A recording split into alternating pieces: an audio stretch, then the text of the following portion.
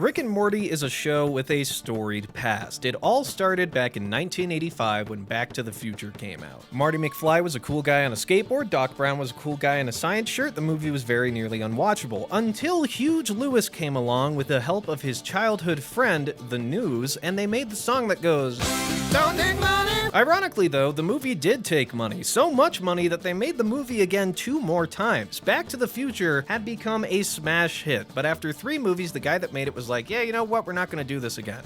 And then 9/11 came and went.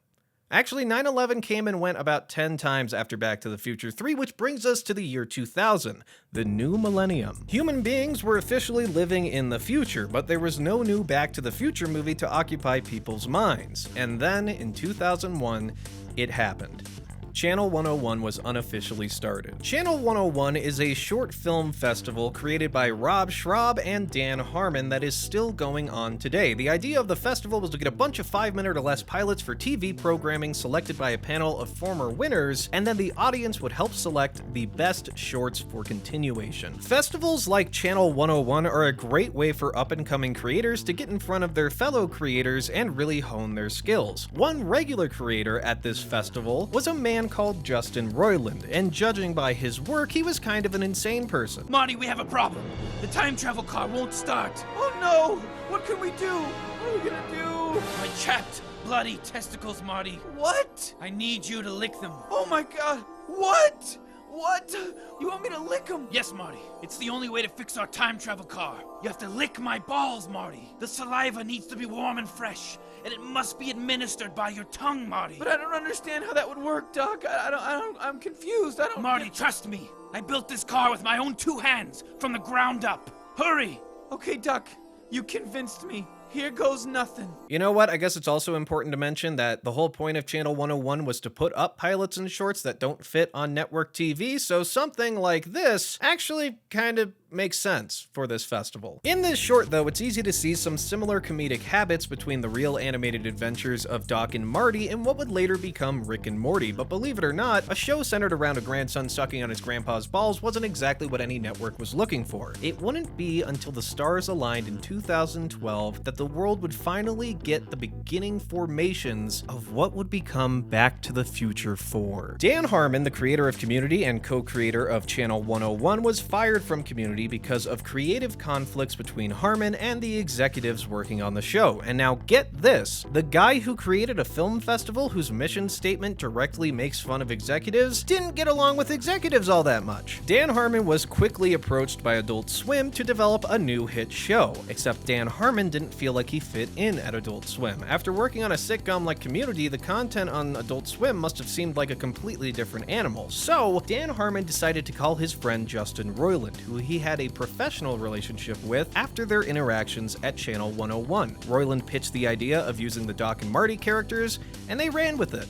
The pair worked tirelessly to get the show put together, and in 2013, Back to the Future 4 Season 1 was released, except now it was called Rick and Morty. Season 1 of Rick and Morty is one of those seasons of TV that I would consider transformational in my life. And I know for some people, transformational moments came from things like human connection or their house exploding. But it's my video, and my life was changed by the show with a character called Mr. Poopy Butthole. I remember staying up super late as a wee 13-year-old to watch this show, and then hastily explaining to my mom that it was okay for me to watch this show because it was made by the same guy that made Community. The first season of Rick and Morty is packed with fun sci-fi premises, interesting characters, and a mixture of highbrow and lowbrow humor that never failed to make 13-year-old Mr. Cow laugh. It was clear to me then that Rick and Morty was something special. The collaboration between Roiland and Harmon made for a show that was outlandish, ridiculous, but somehow relatable. The characters speak in a mix of well-written dialogue and clumsy improv that mixes perfectly with the show's pace and sense of humor. Every episode of the first season is perfectly paced and written to the point where it feels scientific, like the show was thought up in a lab that designs perfectly structured scripts. I really liked the first season of Rick and Morty, but I swear to God, I couldn't get any of my friends to watch the show at the time. The fact that Rick and Morty was on Adult Swim right around the time streaming services were taking off meant that most of my friends would rather watch something that they didn't have to watch on cable. Many chose convenience over quality, not to say streaming services lacked quality content, but rather the convenience of their catalogs meant regardless of the quality of a show on the outside, most would settle for whatever they already had access to. There's a barrier for entry for Rick and Morty that only exists because of the archaic layout of network and cable TV. The show was great, but it wasn't a cultural phenomenon yet. But the good news was, Adult Swim liked the show as well, and Rick and Morty was renewed for a second season. The second season of Rick and Morty was strong, but it was clear the team was ramping up to something. While there were still strong episodes with great sci-fi plots and ideas, there were also episodes that felt a bit like going through the motions, like with the second iteration of Interdimensional Cable. Season 2 was still great, and I once again stayed up late to catch what episodes I could, but once I finished watching it, I was left wanting more. But of course, that was the whole point. Season 2 ends on a cliffhanger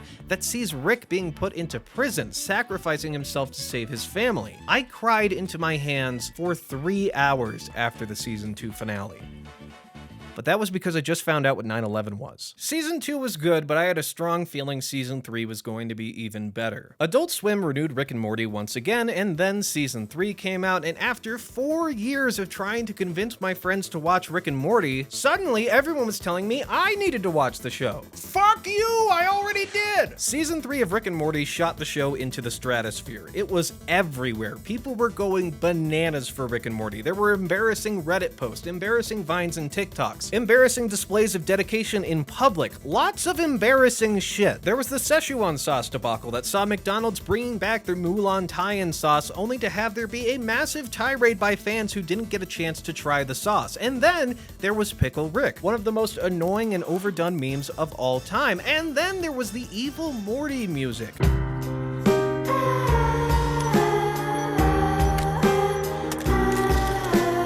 I remember seeing so many videos and shorts using that fucking song. It got to the point where it was kind of annoying. In fact, Rick and Morty had garnered a very small, very dedicated subset of fans that were easily some of the most annoying people on the planet. And keep in mind, at the time, I knew all about annoying fan bases. I was a part of 2 of them. I was a Five Nights at Freddy's fan and an Undertale fan, and post-2016 fan bases for those 2 communities were batshit insane. Season 3 of Rick and Morty brought a lot of high-quality entertainment with great characters and storylines, and this time, the story was bigger than ever. But that very dedicated subset of fans that kept screaming Pickle Rick and kept screaming about Szechuan sauce and kept screaming about women writers that were working on the show and sending them death threats, those fans were ruining it for the rest of us. Rick and Morty had become a phenomenon, and like most phenomena, some people took it way too far. It got to the point where people were questioning whether or not it was worth putting up with the louder members of the fan base in order to enjoy Rick and Morty. This show that I had loved for years had started turning people into monsters, and I'll admit I was a little embarrassed to talk about Rick and Morty after the 3rd season came out. The show was still great, but there were so many annoying people in the fan base that the fan base as a whole was becoming the butt of the joke. And even though I really loved Rick and Morty, I really didn't want to be associated with the crazy people in the fan base, and I wasn't the only one who felt this way. I have friends who straight up avoided watching Rick and Morty after the 3rd season came out because they thought a show with fans this loud and annoying must be fucking awful. But the show wasn't awful, and despite these annoying fans, Rick and Morty had become the biggest adult animated show on campus. Season 3 was the peak of popularity for Rick and Morty, and it most likely won't ever reach that popularity again. And with a peak this high in popularity, Dan Harmon and Justin Roiland wanted to make sure the future of the show was secure. After a long contract negotiation, Rick and Morty came away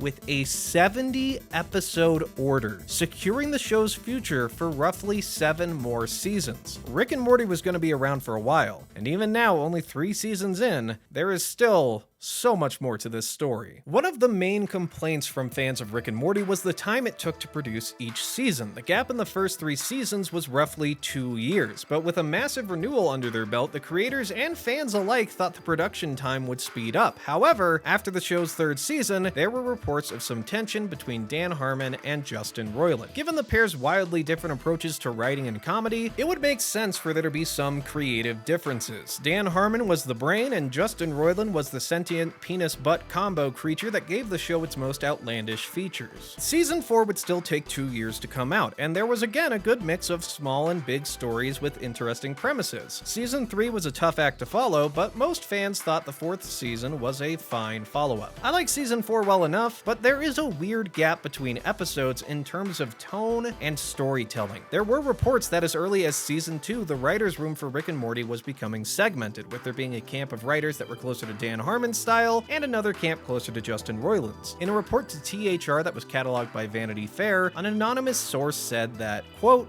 "They just weren't going to mix.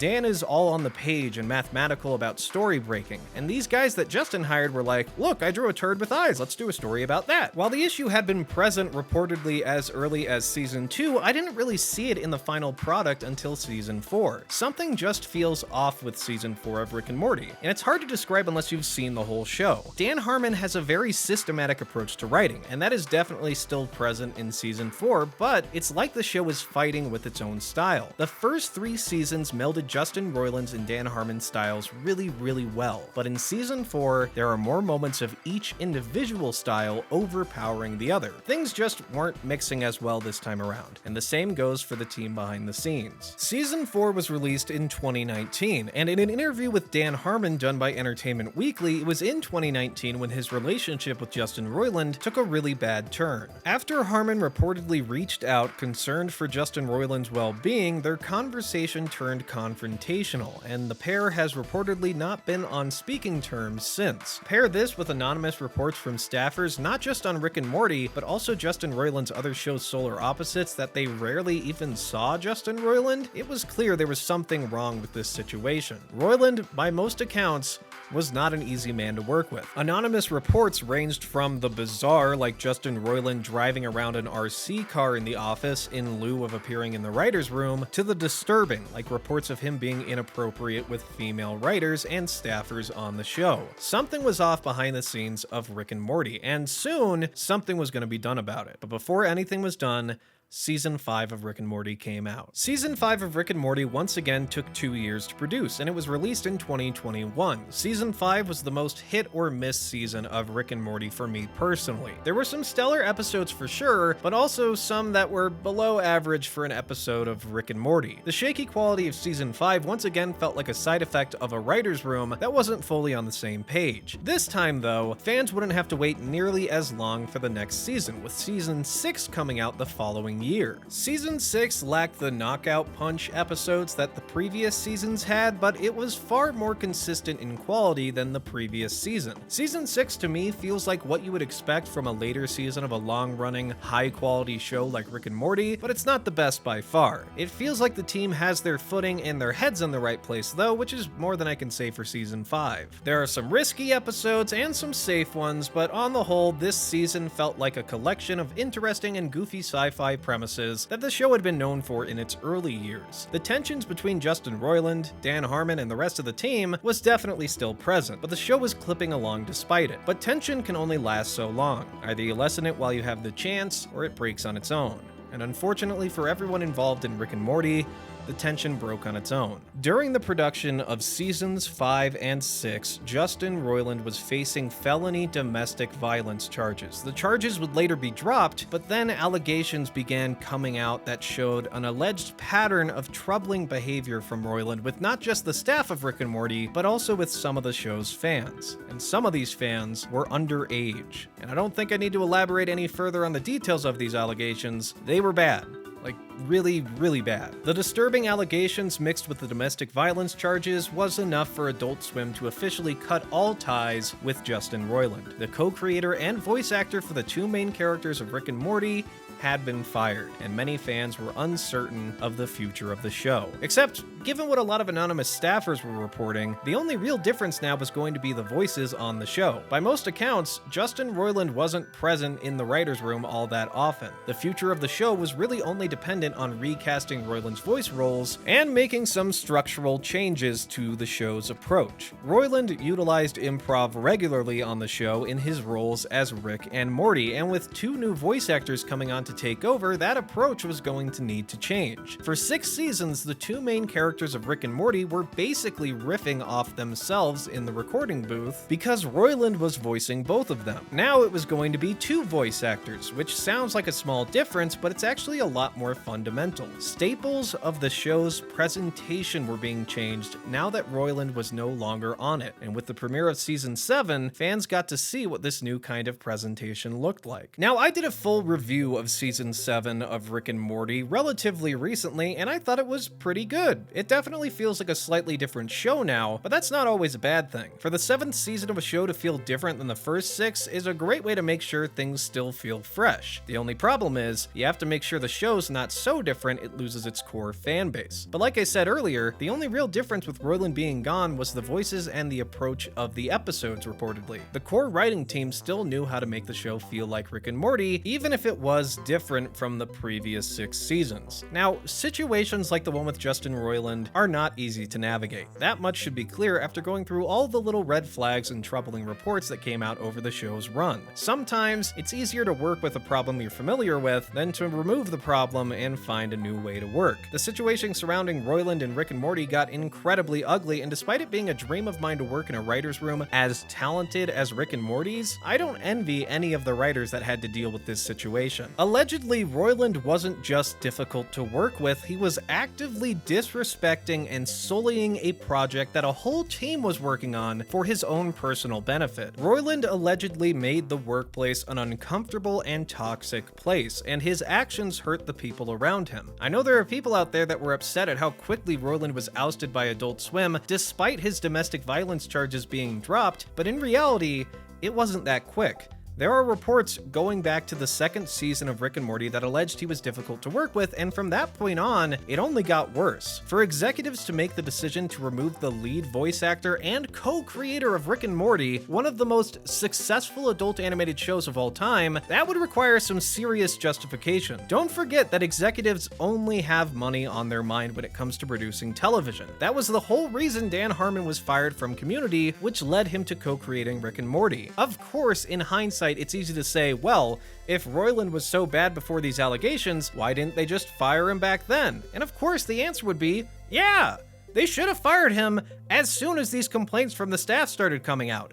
It's really serious. But it just goes to show that even if there are a bunch of allegations and a bunch of problems in the workplace that people are borderline too scared to come forward with because the person they're complaining about is one of the head honchos on the show, it really doesn't matter all that much to executives until it becomes so bad that it might actually hurt their bottom line. Reports coming out that Rick and Morty was still employing someone like Justin Roiland after all these allegations came out stood to hurt the show. That's the only reason they got rid of him. If they could have kept it quiet and kept them working, you bet the executives would have made that happen. What's that? You don't think so? Well, what about the previous 3 seasons of television where Roiland was apparently acting the same way? It was only when he got caught that he actually got ousted for this behavior. It'll come as no surprise to people that are familiar with the entertainment industry or familiar with my content that executives' decisions are driven only by what stands to make the most money.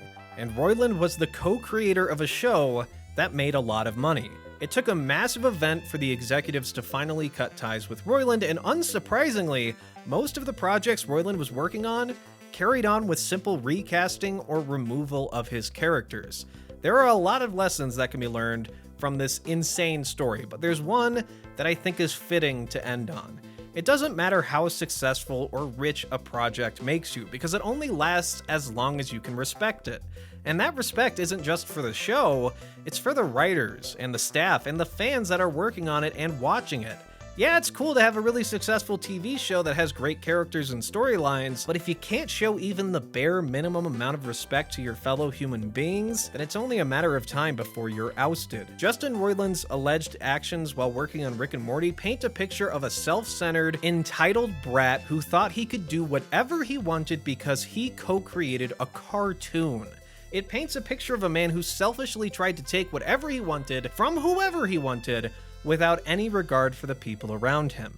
And while I've been clear in marking all of this talk about Justin Roiland with the term allegedly, because, well, that's what they are, they're allegations, the lesson that can be learned here is in the current narrative, not the overall context that might be missing. Rick and Morty lost its creator and lead voice actor, and it's carrying on just fine in my opinion. Respect the people that help make your dreams a reality, because no one deserves success. You have to put in the effort consistently, because if you don't, it's gonna slip right through your fingers. Wait, is that really the end of the script? Where the fuck is Back to the Future 4?